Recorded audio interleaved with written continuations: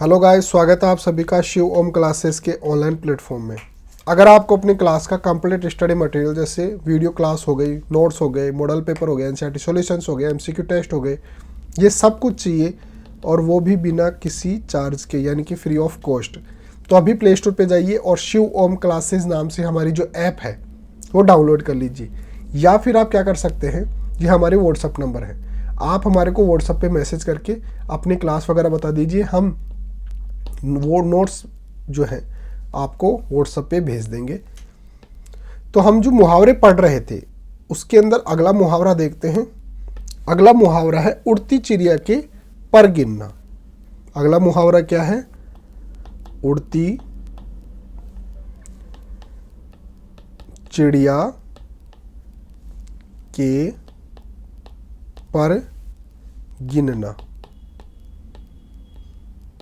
तो उड़ती चिड़िया के पर गिनना मुहावरे का अर्थ और वाक्य के अंदर प्रयोग हम किस प्रकार से कर सकते हैं ये हम देखते हैं। तो सबसे पहले हम इसका अर्थ देखते हैं कि उड़ती चिड़िया के पर गिनना मुहावरे का अर्थ क्या होता है।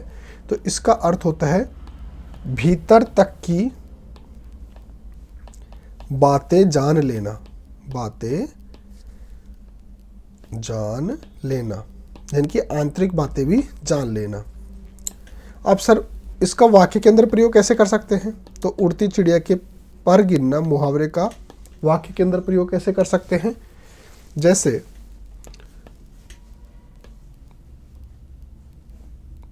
वाक्य के अंदर प्रयोग कैसे कर सकते हैं? जैसे तुम चतुर बनते हो, चतुर बनते हो तो हमने भी बाल धूप में सफ़ेद नहीं किए हैं। हम भी उड़ती चिड़िया के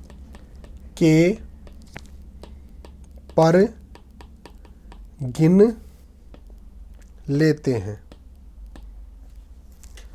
तो उड़ती चिड़िया की पर गिनना मुहावरे का अर्थ क्या होता है? अर्थ होता है भीतर तक की बातें जान लेना। और इसका वाक्य के अंदर प्रयोग कैसे करेंगे? तुम चतुर बनते हो तो हमने भी बाल धूप में सफ़ेद नहीं किए हैं।